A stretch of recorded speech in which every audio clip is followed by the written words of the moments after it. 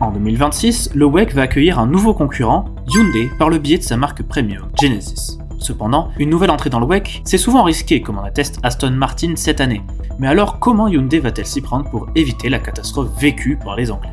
Le 20 décembre 2023, la marque coréenne a annoncé à la tête de sa division sportive l'arrivée d'un certain Cyril Abiteboul qui avait entre autres amené au retour de Renault en Formule 1 en 2016. Depuis, Hyundai a gagné un titre de pilote au championnat du monde avec Thierry Neuville dans le rallye, mais surtout, la marque a annoncé l'arrivée de sa division premium Genesis en WEC un an après la prise de fonction d'Abiteboul, dont la venue n'est certainement pas étrangère au projet. Depuis, tout s'est fait dans l'ombre. La marque de Séoul s'est faite plutôt discrète, sauf que les premiers éléments concrets vont très vite arriver.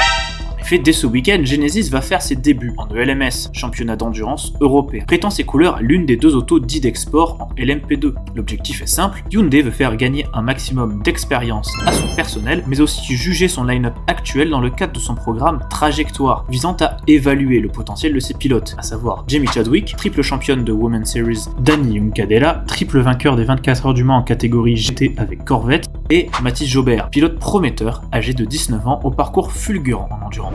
En plus de ces deux derniers, Hyundai a déjà annoncé la présence d'Angelo Teurer, double vainqueur des 24 heures du Mans et champion d'endurance en 2012, et Pipo Derani, quadruple vainqueur à Sebring et double champion d'IMSA. Avec ces deux pilotes, Hyundai a donc déjà ses deux fers de lance pour son line-up, que ce soit en WEC comme en IMSA, avec des pilotes d'expérience, précisément un des éléments majeurs dont Aston Martin a manqué pour son entrée dans la discipline. Concernant le prototype en lui-même, Hyundai a annoncé collaborer avec Oreca pour son châssis, déjà utilisé par Alpine en WEC et Acura en IMSA, et vise donc un engagement LMDH. La marque coréenne collabore aussi avec IDEXPORT, équipe d'expérience en endurance, d'où son engagement en ELMS pour préparer celui en hypercar. La marque a d'ailleurs profité de cet événement pour révéler ses couleurs magma, visant selon Cyril Abiteboul à rendre hommage à l'énergie vibrante de la Corée du Sud, le logo étant quant à lui inspiré du mot magma dans l'alphabet coréen.